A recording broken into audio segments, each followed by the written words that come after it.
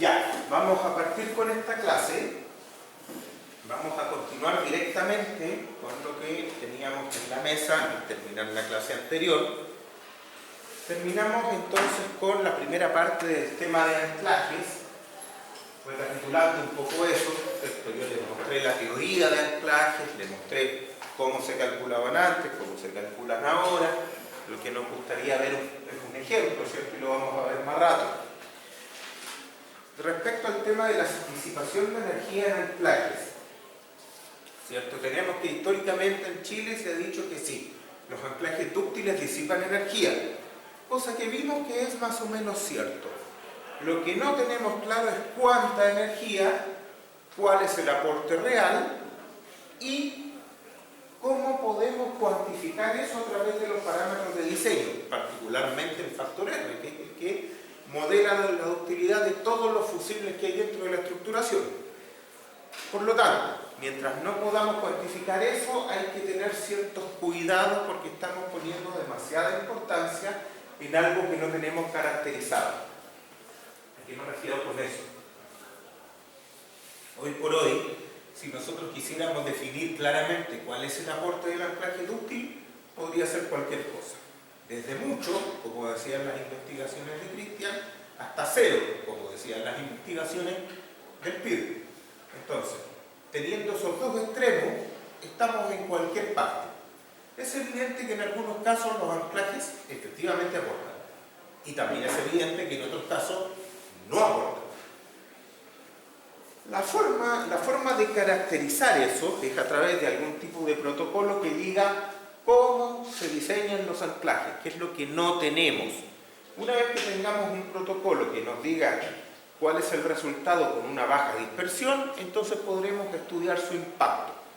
Si no tenemos un protocolo de diseño con una baja dispersión, ¿cierto? No podemos estudiar cualquier cosa. Ese es el gran problema.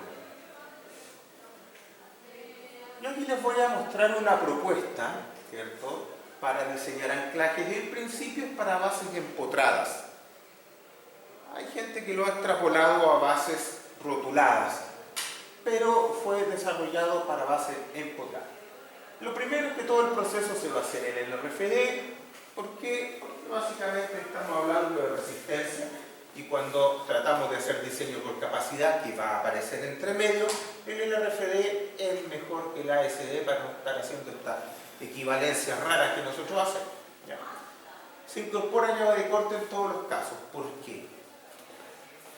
Nosotros sabemos que los códigos nacionales chilenos dicen que si uno está diseñando con ASD, solo si los cortes son mayores que 5 toneladas necesita llave y si no, no.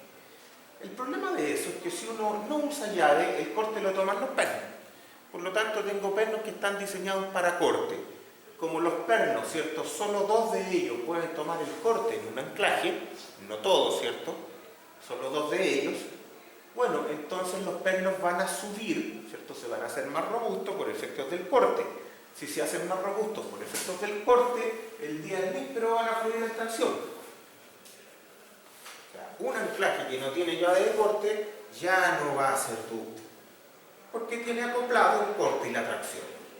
Por lo tanto, si yo quiero estudiar anclajes con potencial de ductilidad, tiene que tener pernos que hayan sido definidos para trabajar en tracción y que puedan tener la posibilidad de fluir en algún momento. Si no, no hay nada que hacer. No es una cosa de voluntad, es una cosa de número. Entonces van a poner llave de corte en todos los casos.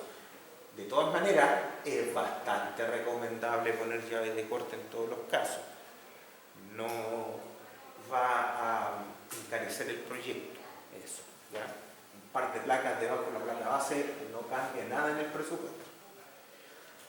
Se define diámetro y cantidad de pernos considerando el par MU-PU, proveniente de las combinaciones de cargas sísmicas reducidas. Claro, evidentemente, si es un fusible y estamos postulando que los pernos de anclaje dúctiles van a ser un fusible, tengo que dimensionarlos para el MU, P sub U, o mejor dicho, todos los MU, P sub U, que vengan de las combinaciones de cargas reducidas, no amplificadas. Aquí también hay una sugerencia de que el factor de utilización sea grande. Eso podemos dejarlo en veremos. ¿Cuál ¿Cuál es el asunto? Que si yo pongo los pernos de anclaje con factor de utilización 0,2, no van a fluir. No sé si es malo, pero hay que tener claro que no van a fluir. Y si no fluyen, no van a disipar energía, por lo tanto toda esta cuestión no sirve para nada. ¿Ya? Entonces, ojo con eso. Si el objetivo es que el perno fluya, tengo que darle la posibilidad de hacerlo. Si el perno queda trabajando al 10%, a lo mejor no va a fluir. Y digo a lo mejor porque esta cuestión puede subir un montón cuando uno tiene un análisis de desempeño. Entonces, fuerza de los anclajes puede subir mucho. ¿Ya? Bien, pensemos que el factor de utilización de los pernos tiene que ser superior a 0,8. Con eso, por lo menos ya me está quedando un área de pernos. Ya estoy empezando a acotar esto. Ya esto me va a conducir a que a lo mejor solo puedo usar, voy a inventar, 5 pernos de 3/4 o 3 pernos de 1 pulgada, ¿cierto? Pero ya estoy empezando a limitar un poco el área de acero en tracción. Bien, sigamos. Se definen placa de silla, atiesadores generales, placa base y empotramiento. Empotramiento es lo que se mete en el hormigón, ¿cierto? Considerando que los pernos pueden alcanzar una tracción igual a su fluencia esperada. Ya, o sea, después de que elegí el perno, y esto es importante, después que elijo el perno, no me importa el perno. Me importa lo que puede dar el perno. ¿Ya? O sea, un minuto. Si yo definí el perno para, voy a inventar, 10 toneladas en tracción, y después puse uno que fluye con 40, me importan las 40. No me importan las 10. Si estamos esperando que sea posible, ¿por qué no se dimensiona para la capacidad de flexión de la columna? Porque estamos en Chile y no en Estados Unidos. No, eso lo vimos en la clase pasada. Hay distintas formas, ¿ya? Lo que hacen los gringos es permitir que la ductilidad se desarrolle por sobre la placa base, en la base de la columna, pero por sobre la placa base. Cuando tenemos marcos de momento, entonces plastifica flexuralmente la columna y los pernos se dimensionan directamente para la capacidad que logre generar esa columna. Entonces son pernos grandes, resistentes, ¿cierto? Y esos pernos son los que se anclan al pedestal. En este caso, no. La práctica nacional es diferente. Busca el potencial aporte de los pernos de anclaje fluyendo en tracción en los anclajes. No puedo decir que esto es necesariamente mejor que la otra forma, pero hasta donde se ha estudiado es un aporte. ¿Ya? Eso. Y otra pregunta. ¿Sí? ¿Y si la expectativa de la fluencia es en la placa y no en el perno, me cambiara la jerarquía de resistencia de la placa base? Nunca en la placa. No, nunca la placa base va a ser la infusible. ¿Pero los gringos no dejan hacer fluencia en flexión de la placa? No. A ver, los requerimientos de ductilidad de ISC 341 para marcos de momento son fluencia o plastificación en la columna sobre la placa base. Nunca la placa base sale del rango elástico y los pernos tampoco. Es la columna. En el caso de marcos arriostrados, los pernos se diseñan para la capacidad de la diagonal. Por lo tanto, tampoco es la placa base ni los pernos los que desarrollan ningún tipo de trabajo fuera del rango elástico. Correcto. Pero en este caso, si dimensionamos para las cargas sísmicas reducidas, ¿sí va a haber utilidad en la placa? No, en el perno. Solo en el perno. No en la placa base. Eso es lo que estamos viendo acá. Lo que necesitamos es que una vez que elegí el perno, el resto de los elementos del anclaje, placa de silla, atiesadores, placa base, todas las cuestiones que hay acá, permitan que ese perno pueda fluir en tracción. Para que eso pase, entonces yo tengo que diseñar todas estas cuestiones, ¿cierto? Para una carga en el perno que sea igual a su fluencia esperada. Claro, aquí yo le pongo mayor que el FU 0.75 a sub G porque es la resistencia que define la ISC como nominal, pero en realidad siempre controla este lado. ¿Ya?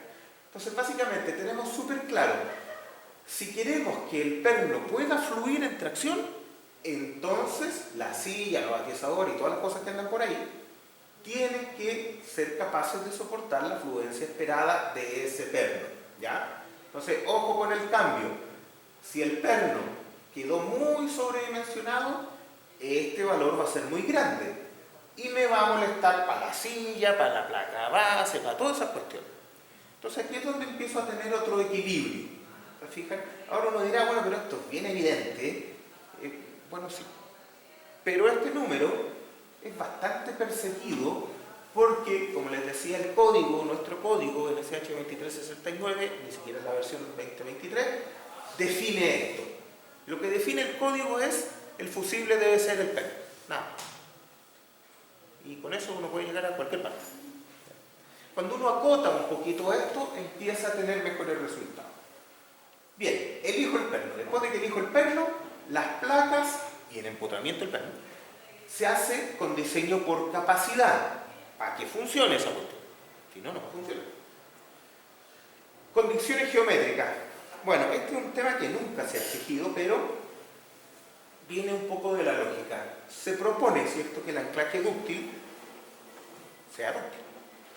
Con eso, yo requiero una cierta capacidad de giro en esa unión.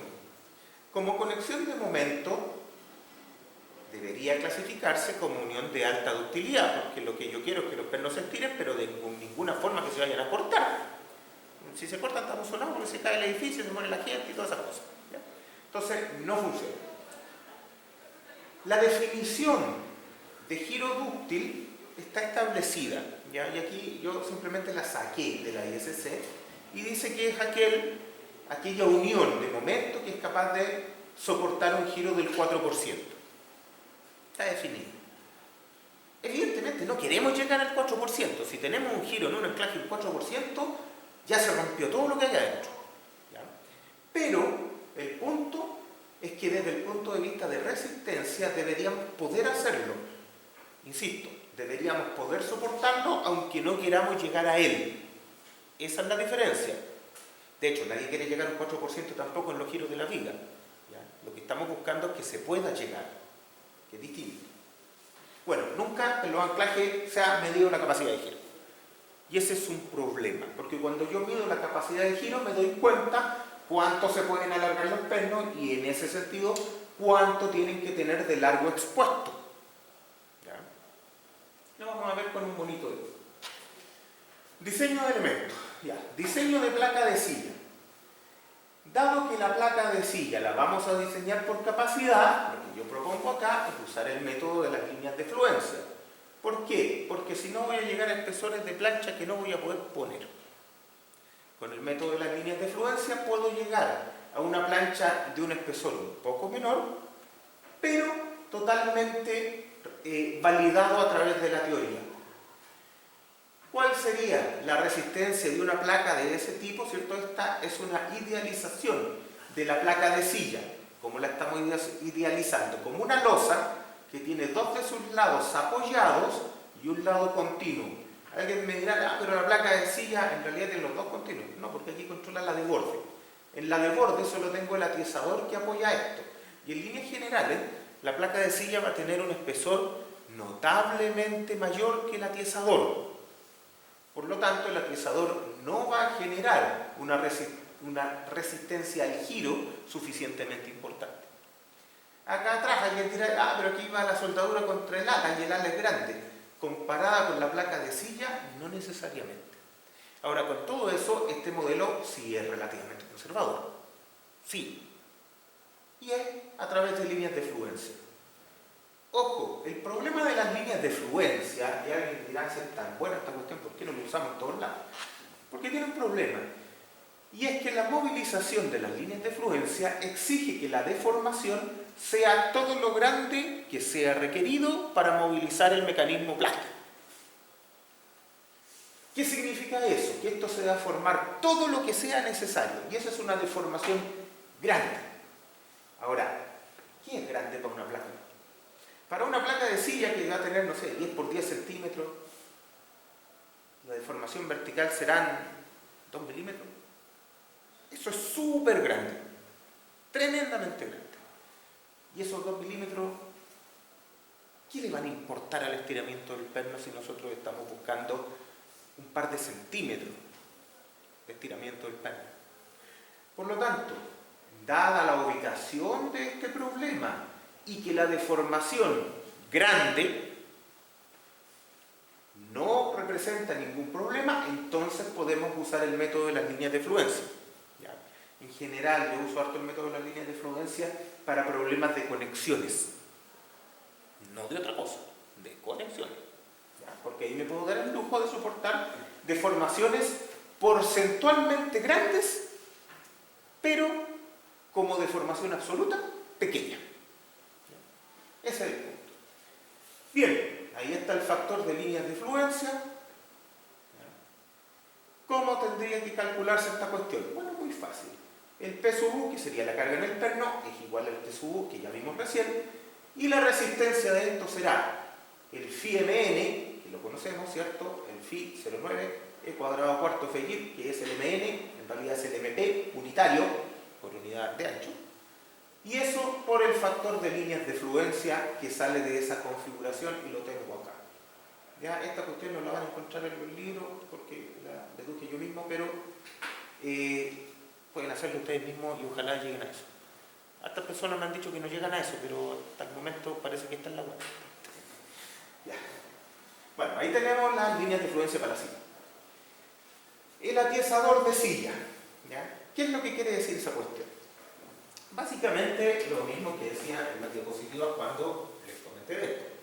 Yo tengo una silla, una placa de silla. Debajo está el atiesador de silla. Y abajo está la placa base. Ya, este atiesador trabaja en compresión. Lo que dice la ISC es que la luz de pandeo de este atiesador es esta de aquí, que es la altura total, y que tiene un factor de longitud efectiva de 0,75. Listo. Eso es todo. Alguien dirá, pero si tiene buena soldadura abajo, buena soldadura arriba, tiene 0,5 en realidad. Y sí, es cierto, pero el código dice use 0,75. Hasta el momento ningún proyecto se ha parado por poner un atiesador más grande. ¿Ya? Así que no se hagan problemas con eso. Ahora, cosas un poco más útiles, ¿cierto?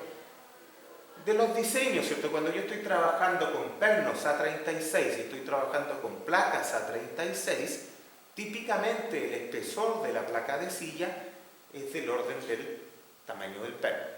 O sea, un perno de 3/4 que tiene 19 milímetros, uno esperaría que el espesor de silla sea del orden, no sé, 20, 22 milímetros, por ahí más o menos.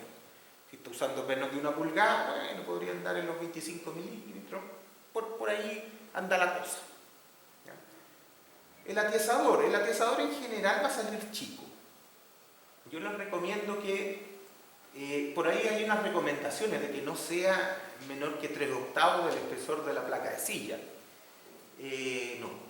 No pongan menos de la mitad del espesor de la placa de silla. O sea, si esta placa es de 20, ese atiesador es de 10 para arriba. Típicamente los cálculos les van a mostrar que si yo le pongo la mitad del espesor de la silla queda holgado, pero no es lo que se ha visto. ¿Ya? Y reparar un atiesador de ese tipo es complicado. Así que mejor pónganle la mitad del espesor de la placa de silla. Nadie va a preguntar y nadie va a reclamar. Pero si se pandea esta cuestión en un sismo, sí se van a hacer famosos. La placa base. También le vamos a poner líneas de fluencia para sacarle un poquito más de provecho. En el caso de la placa base la cosa es distinta porque la placa base tiene carga uniforme, ¿cierto? La placa de silla tenía ahí aplicada la tracción del perno. La placa base tiene carga uniforme en toda el área y eso la hace desde ya mucho mejor desde el punto de vista de la resistencia, ¿cierto? Desde el punto de vista del tema energético resiste mucho más. Ya, y esta sí tiene continuidad por un lado, evidente, igual que la silla, pero tiene continuidad por allá, ¿cierto? Porque debajo del ala continúa más placa base para allá, entonces ahí es más fácil. Entonces, la condición de carga es mucho mejor y la condición de continuidad también es mejor. Por lo tanto, uno ya está cachando que la placa base podría tener un espesor requerido menor que la silla. Y eso es cierto. Cuando uno hace el cálculo, es bastante común que la placa base le salga de un espesor menor que la placa de silla. Pero no lo use. A pesar de que nos estamos dando cuenta que la placa de silla está hecha para la tracción del perno y la placa base está hecha para la compresión del hormigón, cosas que no tienen nada que ver. Si usted pone la placa base de un espesor menor que la placa de silla, alguien va a preguntar, alguien va a creer que se equivocó y capaz que cambie los espesores. Recomendación: ocupe una placa base que tenga un espesor igual o mayor a la silla. Es raro que se necesite más. Lo más común es que se necesite menos.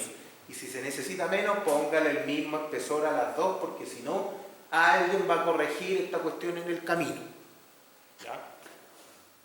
Bueno, la misma cuestión que antes. Pero, bueno, el factor de líneas de fluencia es distinto porque el patrón de carga es diferente. ¿Ya? Bueno, como sea, lo típico es que esta placa salga de menor espesor, insisto, pero que requiera menor espesor no significa que vaya a usar menor espesor. Póngale el mismo que la silla. Atiesador del alma. Y esta cosa es complicada porque no la entiende mucho la gente. Pero lo vamos a explicar de una manera fácil. Todo el mundo entiende que cuando tengo una zona panel de una conexión de momento y yo trato de aplicar el momento, aquí se produce una tracción, aquí se produce una compresión que genera cargas locales aquí y aquí. Son cargas locales muy grandes, por lo tanto todos entendemos que tenemos que poner un atizador de carga, ¿cierto? Que le llamamos atizador de continuidad porque continúa la plancha que entrega la carga. Bien, eso es como evidente, como que se cae de maduro. Ya, cuando tenemos un anclaje de momento, ¿cierto? Vamos a dibujarlo acá. Tenemos un anclaje de momento, tenemos la placa de silla. Voy a tomar solo la placa de silla. Bueno, voy a tomar la placa base también. Ya, ahí, todo. Acá y acá. Listo. Si tenemos un momento, acá aparece una tracción en los pernos y aquí aparece una compresión en el hormigón. Bien. Supongamos por un momento que la placa base es suficientemente flexible para no complicar. El hecho de que esta carga tenga una excentricidad respecto al ala y que tenga una altura acá,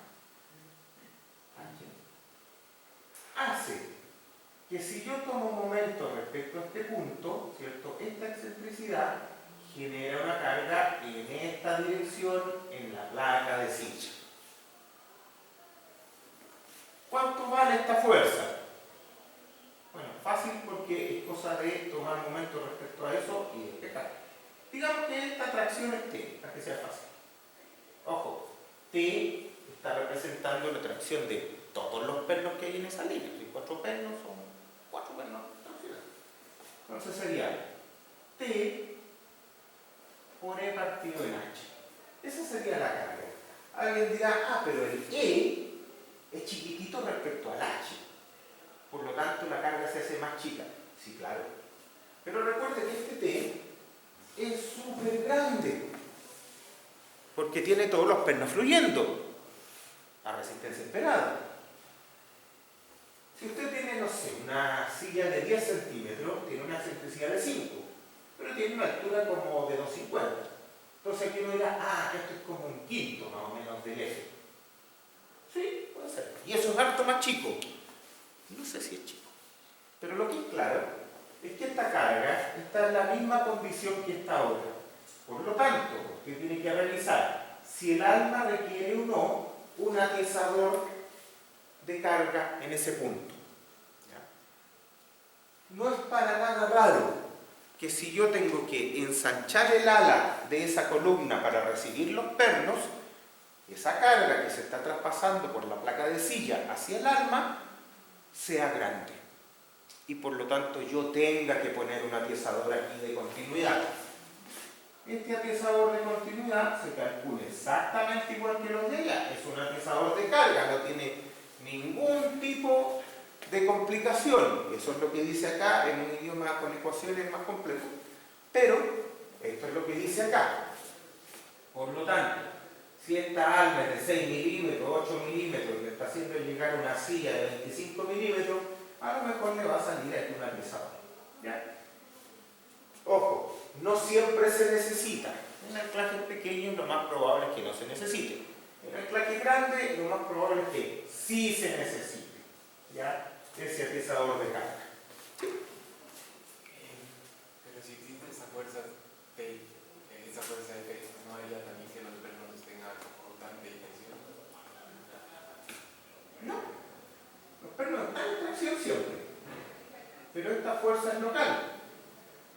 Cualquier fuerza lateral va por la llave de corte. ¿No? Con esa fuerza local no tiene que fijar a través de los pernos. No, para nada. Los pernos aquí tienen cierta holgura en la perforación. Esta fuerza tiene que llegar acá abajo, pero tiene que llegar a través de otros mecanismos, que son las planchas, pero en ningún caso por el perno. La idea es que el perno no trabaje a corte, eso es lo primero que dijimos hace un ratito, y es el objetivo del diseño, que el perno no tenga corte, ya que solamente tenga tracción, por lo menos a nivel de diseño, en primer orden. Cuando esta cuestión ya empieza a fluir, el perno puede tener otras cargas, ¿ya? Pero al principio no es lo que se espera. Bien, por este otro lado, ¿cierto? Si esta cuestión va para allá, aquí aparece la compresión. Esta compresión también es fácil porque es todo el aplastamiento del hormigón. ¿A cuánto vamos a aplastar el hormigón? ¿Cierto? Ahí sí lo vamos a aplastar a 1.7 del F sub C' con el omega que corresponde. Y entonces, en esta área se va a aplastar el hormigón y va a generar una fuerza que es igual a lo de acá, en forma, porque el valor es distinto. Aquí voy, que esa fuerza, ¿cierto?, va a estar aquí, en este eje, que también está en la mitad de la silla, por lo tanto tiene la misma excentricidad acá, y a diferencia de esta, que genera una fuerza hacia afuera, esta de acá va a generar una fuerza hacia adentro. ¿Qué tengo que ver yo? ¿Cuál me sale más grande? Si esta fuerza de acá o esta fuerza de acá. La que me salga más grande va a controlar el diseño de ese atiesador. Eso es todo. Y eso es lo que dice acá. Es lo mismo que dice ahí. Bien, importante, no poner este atiesador de continuidad como si fuera la continuación de la placa de silla. ¿A qué me refiero con eso? Si le sale una placa de silla de 32 milímetros, no ponga 32 milímetros acá adentro. Eso es una lesera, eso no es necesario. El atiesador que va a salir acá adentro probablemente va a ser de 8 milímetros, 10 milímetros, 12 milímetros como mucho. Pero no tiene la función que tiene la silla, que es trabajar en flexión. Ese atiesador trabaja en compresión. ¿Ya? Es muy distinto. Condiciones geométricas. Y aquí hay que poner un poco de atención. Dice, la separación entre ejes de perno en la dirección longitudinal de la placa de silla no debe ser menor que 4 diámetros nominales. La distancia entre el eje del perno y el ala de la columna no debe ser menor que 2 diámetros. Con eso, en general, nos quedan las placas de silla bastante cuadraditas, ¿cierto? Porque uno dice 2 diámetros del eje del perno hasta el ala, 4 diámetros entre ellos, otros 2 diámetros del eje del perno para afuera, entonces las placas de silla nos quedan más o menos cuadraditas. ¿Ya? Cosa que es suficientemente buena. Recuerden que aquí lo que necesitamos nosotros es poner los pernos de anclaje lo más juntitos que se pueda, para que quepan en el pedestal y todas esas cosas, pero suficientemente separados como para no tener problemas. Y por eso que ahí estamos diciendo, no menor que 4 diámetros de perno, que es lo que típicamente proponen los códigos. Tanto el ancho de la placa de silla como la separación entre ejes y los atiesadores de silla no debe ser menor que 4 diámetros nominales. Los pernos deben encontrarse centrados en el sector de la placa de silla. Eso es importante y tengan un poco de cuidado con eso. Si yo miro esta cuestión de arriba, yo voy a mirar una columna desde arriba. Columna desde arriba. Y acá pongo mis pernos.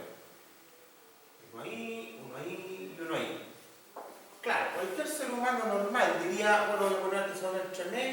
tratar de hacer las sillas cuadradas. Sí. Pero a veces hay gente que le gusta innovar y pone atezadores como así. Como para ponerle su par de atezadores a cada perno, pensando que eso es mejor. Bueno, podría ser mejor, pero trae problemas futuros. Uno también tiene que darse cuenta que estos pernos tienen el objetivo de fluir en tracción. Para eso tienen un largo expuesto, ¿cierto? Para eso se usa silla. O sea, se provee esta longitud expuesta, entre otras cosas, para que el perno sea más flexible en tracción, pero también para poder inspeccionar esta zona y reparar si se requiere. Si el perno se corta, la idea es poder reparar en esta zona. ¿Ya? Es jodido reparar un perno, pero digamos que se puede. Eso es lo que propone por lo menos el código. Digamos que se va a reparar en esa zona. Ya. Si se va a reparar en esa zona, tengo que poder acceder a esa zona. Cuando yo hago estas cositas, es más difícil acceder a esa zona. Es más difícil acceder al perno. Por lo tanto, traten de no hacer ese tipo de cosas. ¿Ya? Sillas cuadraditas y todos estamos contentos con eso. ¿Ya? Hay que dejar espacio. Recuerden que siempre que yo pongo un perno, una soldadura, cualquier cuestión, no solo la tengo que indicar, sino que el espacio que hay ahí tiene que permitir meter la mano para hacer lo que sea que haya que hacer. En el caso de los pernos tiene que permitir además meter una llave y girarla, y en el caso de soldadura hay que poder meter un electrodo. Entonces, cuidado con ese tipo de cosas. Cuando estamos trabajando en este nivel de detallamiento que es para conexiones, muchas veces cometemos errores con el tema del acceso. Así que, cuidado. El ancho de la placa base, en la dirección de las alas de la columna, o sea, este es el ancho, no debe ser mayor que su largo en la dirección del alma, allá. No deben utilizarse menos de 2 pernos en cada sitio. Ya, lo que está diciendo esta cuestión es que en general esto está resuelto para planchas que tienen un ancho menor que su largo. Y eso cumple con el 99% de los casos. Bueno, podría llegar a tener el mismo ancho que largo, pero eso ya empieza a significar que es una columna de baja altura. ¿Qué pasaría si esta cuestión tuviera más ancho que largo?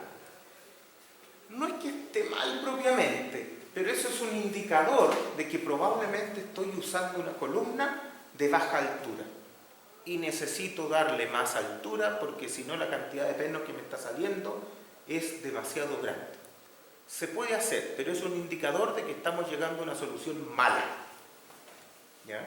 Entonces, ojo con eso. Eso más que nada es una suerte de luz roja.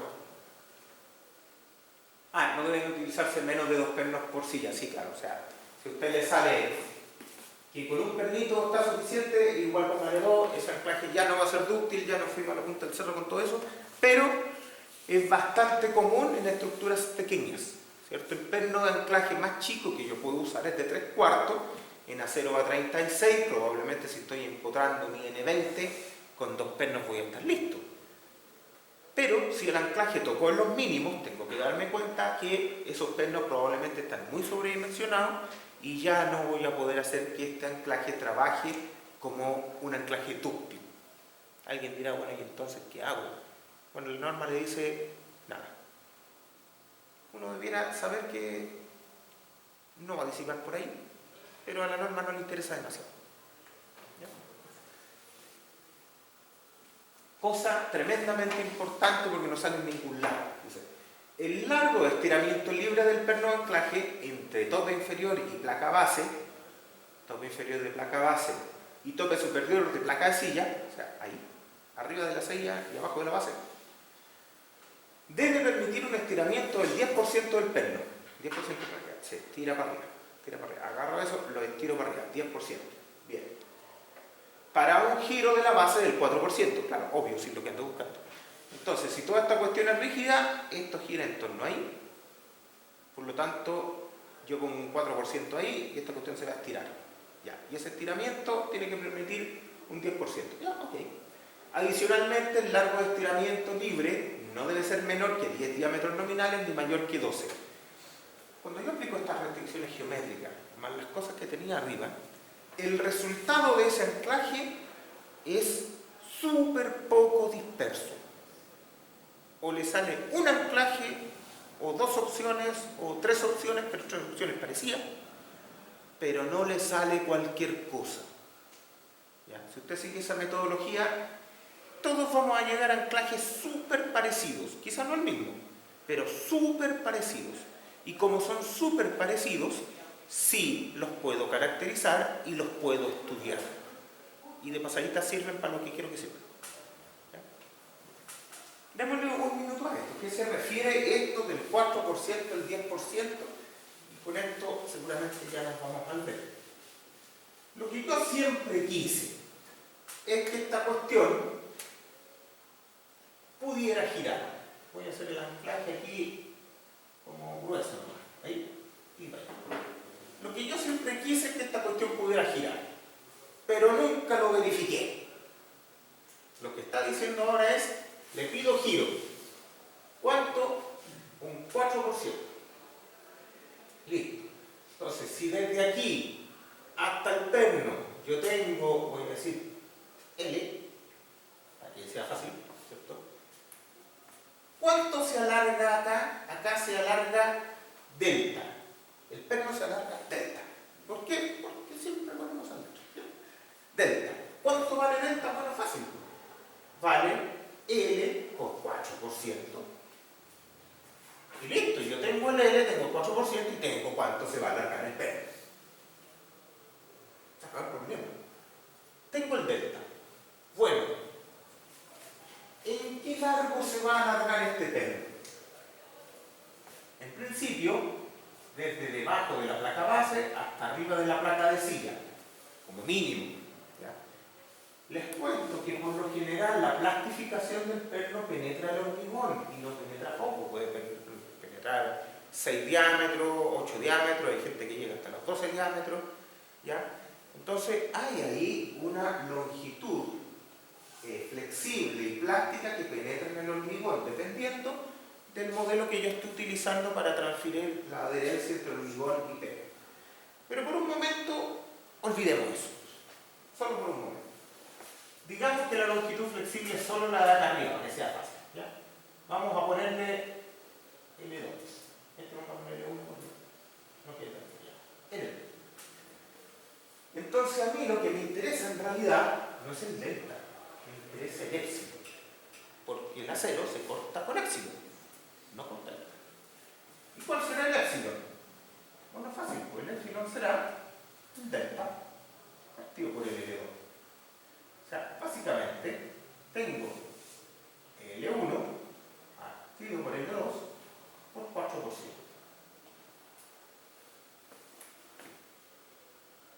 Listo. El epsilon entonces tiene que ser menor al 10%. Así de fácil. ¿Por qué 10%? Porque se me ocurre. No, eso tiene una lógica, y es que para pernos dúctiles de acero a 36, en general pernos dúctiles, se pide más o menos un 20% de estiramiento para rotura. Y como buen ingeniero dividimos en 2 y queda bien. Entonces, para efectos de diseño, simplemente decimos, queremos llegar a no más allá del 10%. O sea, recapitulemos un poco. De ninguna manera queremos llegar al giro del 4%, y quiero ser claro en eso. Lo que estoy diciendo es que el anclaje sea capaz de tolerarlo, por si llegamos ahí. Para que pueda llegar ahí, el perno no se tiene que cortar, que es algo que el código no controla. Bueno, con esta condición geométrica, ustedes se van a dar cuenta que van a llegar en un anclaje equilibrado a que este L2 vale entre 10 y 12 diámetros. Porque cuando esta cuestión está equilibrada, se ve bien. Cuando no está equilibrada, no se ve bien. Entonces, ojo, aquí ustedes empiezan a tener una suerte de equilibrio entre el diámetro de los pernos y su longitud de estiramiento también, ¿cierto? No es lo mismo poner un perno de 2 pulgadas con una longitud de estiramiento de 10 centímetros que poner varios pernos chicos con esa misma longitud. Tiene que haber una suerte de equilibrio. ¿Ya? Con este protocolo de diseño ustedes llegan a cosas que son razonables. Y lo vamos a ver con un ejemplo. ¿Ya? Pero ojo, esto la verdad es que es bastante evidente y bastante obvio para caracterizar ese anclaje. Esto no fue derivado para anclajes de tracción pura, para anclajes rotulados. Pero hay gente que lo ha aplicado también a eso. ¿Ya? Ahora en los anclajes rotulados no hay tanto problema porque los giros son pocos, ¿ya? No es un tema. Bueno, la placa de silla y la placa base sí se puede diseñar de la misma forma. Aquí lo que importa harto son las condiciones geométricas, que pueda conducirme a una cantidad de perno, un diámetro de perno, una longitud de estiramiento de perno más o menos clara. ¿Ya? Ese es el objetivo de estas cosas. Aquí hay un ejemplo que me lo voy a saltar, porque después vamos a ver uno a mano. Sigamos con eso. Alguien dirá, pero esta cuestión funciona, ¿no? Este gallo se le ocurrió y ¿qué pasa? Bueno, el ejemplo anterior, de acá que lo estoy saltando, pero ustedes lo pueden ver, fue probado, ¿cierto? Esto se probó el año 2017, este caballero lo probó, dijo, a ver, ese mismo ejemplo de arriba, pongámoslo, metámoslo al análisis, que es un programa caro, ¿cierto? Donde se hacen estas cosas, tienen varias características no lineales, ¿cierto? El ANSYS, el Abacus, todo eso tienen características no lineales suficientemente para poder reproducir roces, plastificación y todas esas cosas raras que uno quiere meter acá. Entonces es casi un ensayo, pero matemático.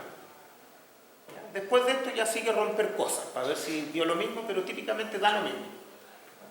Bueno, esta cuestión se le aplicó el protocolo de la ISC 341, que entre paréntesis no necesariamente lo necesita, pero es lo que hay. ¿Y qué salió? Salieron estas curvas, y salieron las de acá, que son básicamente las mismas que les mostré antes, de los protocolos de ensayo de Tamai y Damatsu del año 2005. ¿Cierto? Entonces, esta cuestión reprodujo lo que tenía que reproducir y nos quedamos más o menos tranquilos. ¿Qué le pasó al anclaje? Se mantuvo bastante bueno. Los pernos de anclaje efectivamente tuvieron plastificación en tracción. De hecho, aquí se ve que el perno aquí quedó despegado. Claro, obvio, porque como tiene torca por arriba nomás no se comprime. Entonces, ya estirado. Quedó estirado acá, acá también me queda estirado, ¿cierto? Y, ojo, alguien dirá, ¿dónde están estas tensiones que acusa? Dice, rojito, pero ¿dónde están si no se ven? Esas tensiones están en la punta del atiesador. Porque finalmente, como esto se levantó, la carga en atiesador ya no fue distribuida, sino que se empezó a concentrar en la punta. Esto no salió del análisis criterioso de acá. Esto solo se dio porque aquí están incluidos todos los efectos pedeltes de deformaciones. No lo vimos antes. Entonces por eso les digo, si el atiesador ustedes creen que está holgado, no, porque el atiesador va a empezar a trabajar con una carga más concentrada hacia el borde en algún momento. Por lo tanto, no hay que ser amarrete con eso. No hay que cambiar las ecuaciones para diseñarlo. Simplemente hay que saber que hay que dejarlo holgadito y no ponerle menos de la mitad de la silla. Con eso vamos a ser suficientemente felices. Mejoras potenciales. No. Ya, esto lo vemos después que volvamos del pleno.